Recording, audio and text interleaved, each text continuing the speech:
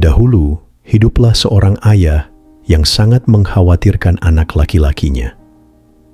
Putranya mulai terjebak dalam kebiasaan buruk yang perlahan menghancurkan masa depannya. Ia menjadi malas, gemar menunda-nunda, dan sering bangun kesiangan. Pelajaran pun ia abaikan, tugas-tugas sekolah ditinggalkan, dan ia lebih banyak menghabiskan waktu dengan teman-teman yang tak peduli pada masa depan. Guru-gurunya mulai mengeluh karena ia tak fokus di kelas dan kerap melewatkan tenggat waktu. Bahkan, ia mulai berbohong kepada orang tuanya hanya untuk menutupi kesalahannya. Setiap kali menghadapi tugas sulit, ia langsung menyerah dengan berkata, "Aku tidak bisa."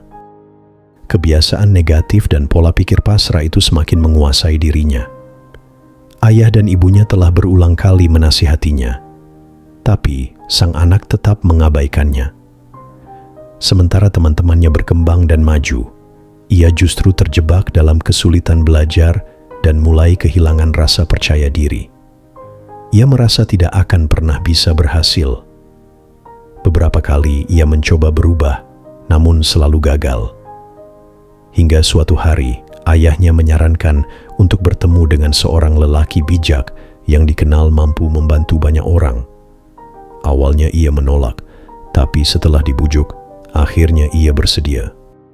Keesokan harinya, ia memulai perjalanan menuju hutan, tempat lelaki bijak itu tinggal. Di tengah rimbunnya pepohonan, ia menemukan sebuah gubuk sederhana yang tampak bersahaja, namun hangat dan menenangkan. Di depan gubuk, seorang lelaki tua tampak sedang memperbaiki tiang kayu yang tertanam di tanah. Dengan sopan, anak itu menghampiri dan berkata, "Tuan, ayah saya mengirim saya ke sini. Katanya saya punya banyak kebiasaan buruk dan pola pikir negatif. Saya pun merasa tak bisa melakukan apapun dengan benar. Bisakah Anda membantu saya?" Tanpa menjawab, lelaki bijak itu hanya mengambil palu dan mengetuk tiang kayu yang longgar di tanah. Anak itu bingung, tapi tak berkata apa-apa. Keesokan harinya, ia kembali dan bertanya, "Bagaimana caranya saya bisa berubah dan berpikiran positif?" Namun lelaki tua itu hanya diam dan kembali mengetuk tiang yang sama. Hal itu terus terjadi selama 7 hari. Pada hari ke-8, anak itu tak tahan lagi. "Setiap hari saya bertanya, tapi Anda tak pernah menjawab. Apa Anda bahkan mendengarkan saya?" Lelaki tua itu akhirnya menatapnya dan berkata tenang, "Aku sudah menjawabmu setiap hari, hanya saja kamu belum memahaminya." Ia menunjuk ke arah tiang kayu. "Lihat tiang ini. Saat pertama kau datang, tiang ini longgar dan lemah. Ketukan pertama mungkin tak banyak mengubahnya. Tapi dengan setiap pukulan harian, tiang ini semakin kokoh. Kini, ia tertanam kuat dan tak mudah dicabut."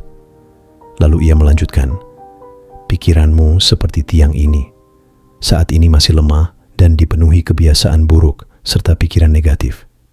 Tapi, jika setiap hari kamu menanam satu kebiasaan baik, sekecil apapun, seperti bangun pagi atau berkata bahwa kamu mampu, maka dari waktu ke waktu, pikiranmu akan menjadi kuat dan positif."